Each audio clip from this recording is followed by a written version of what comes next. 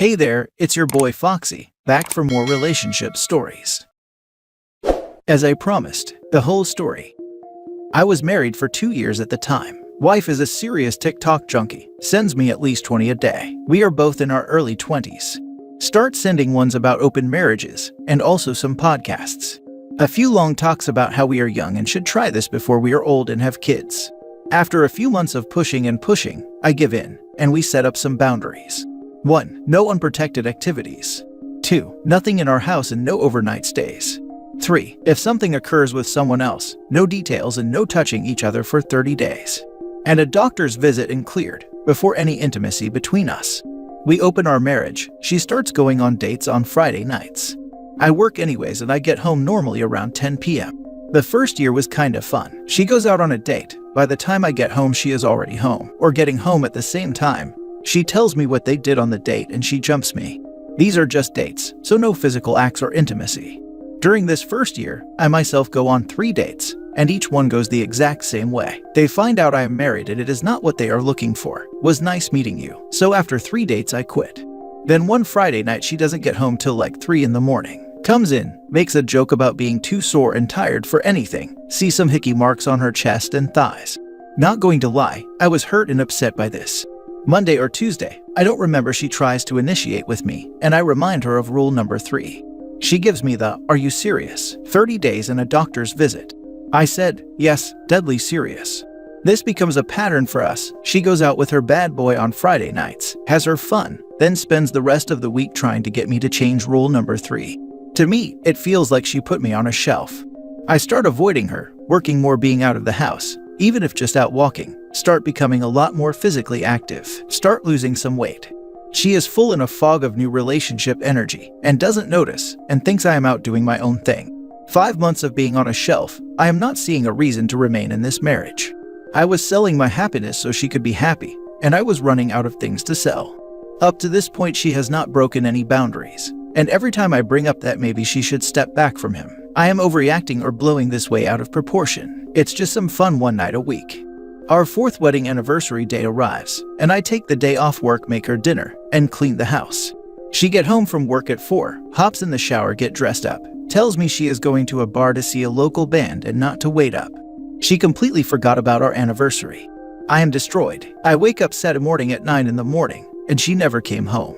Boundary number 2 broken. I send her one simple text: "You have broken our boundary of no sleeping over. I am done."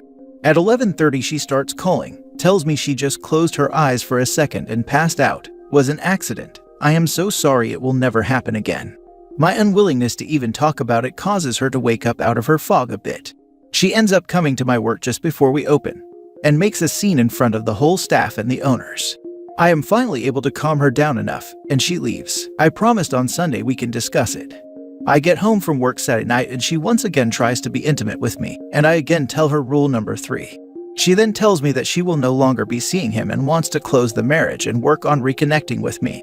Seems she freaked out when she woke up there, got my texts, and he made fun of her and she realized how much of a jerk he was. She tries every day to be intimate with me and fails badly. At this point I have no need or want or desire for her. She is a roommate, barely. The 30 days goes by, she goes to the doctor and gets checked out. She is clean of diseases, but is pregnant. Not sure where her mind was with this, but she comes home excited and tells me we are pregnant. I tell her, "Good, I hope you two will be happy together." Looks at me confused for a few minutes, and starts crying. She a few days later sends him a text telling him. His response is, "Wow, sucks to be you. Might want to pass it off as your husband's. Laters." I file for divorce soon after. She starts doing anything and everything to change my mind about the divorce. Make promises, begs, pleads, offers everything under the sun, asking for a chance to fix us. I am polite and nice about it, but not having any of it.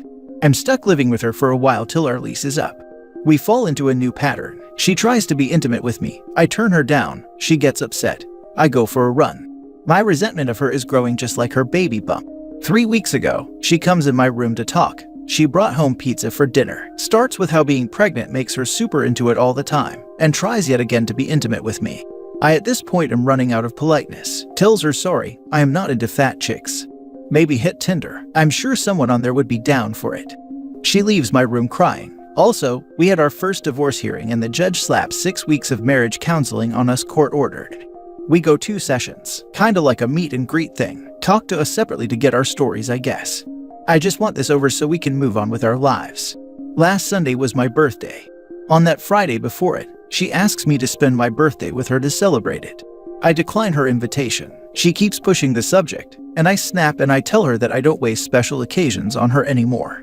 The last one was our 4th anniversary in which she went out to get knocked up by some pothead loser.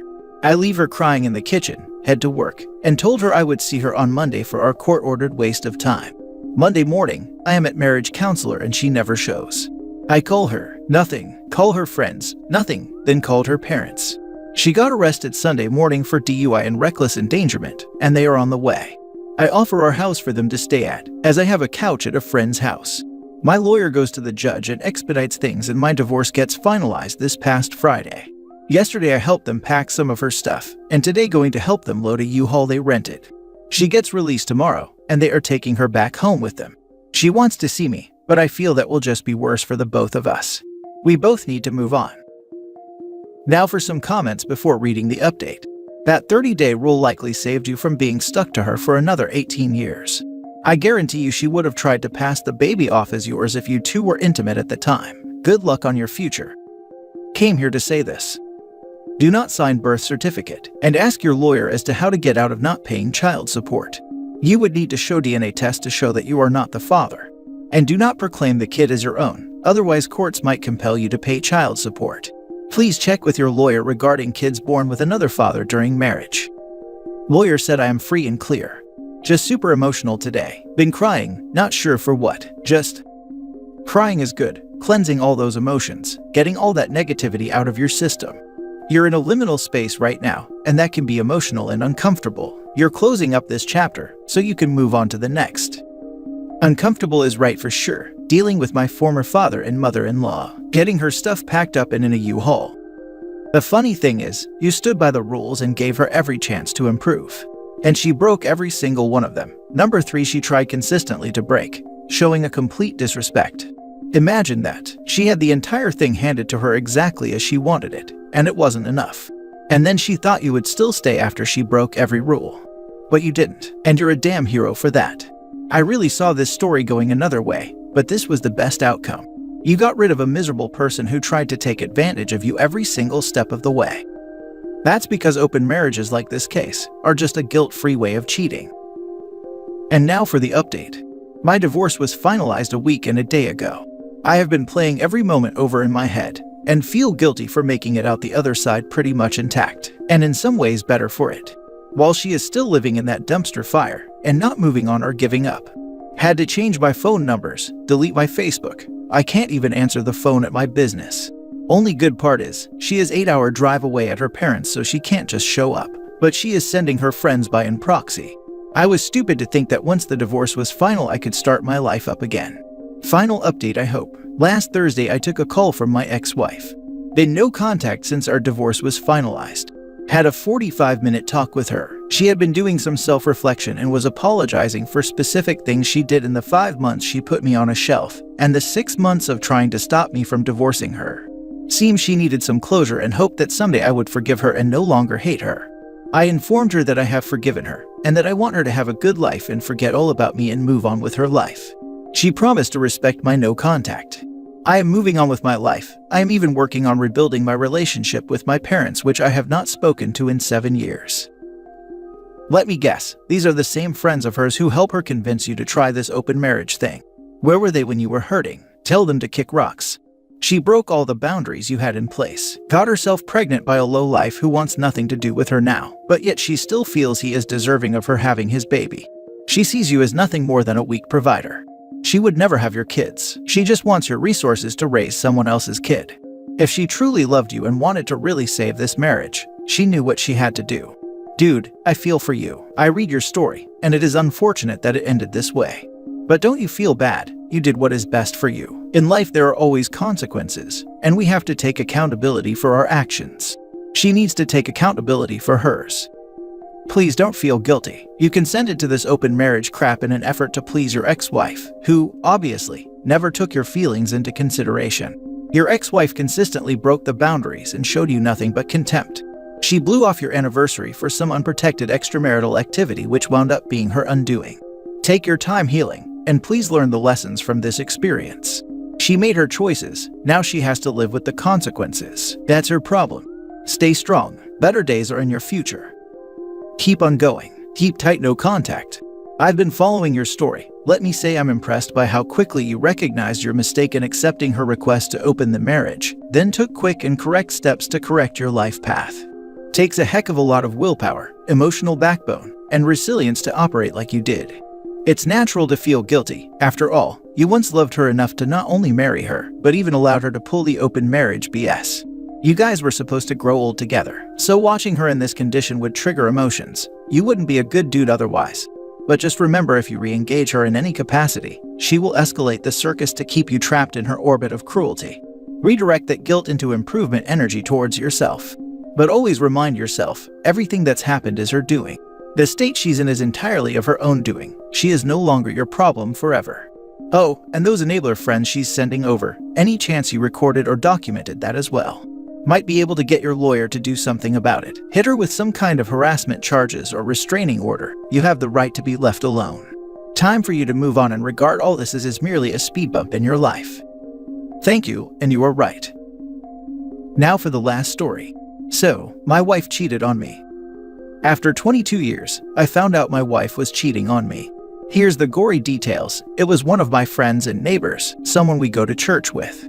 Even my oldest son took their daughter to prom. In summary, that family was close to us. So, on Super Bowl Sunday night, we had some people over for the game, that neighbor as well. After the game, everyone left and I went to bed.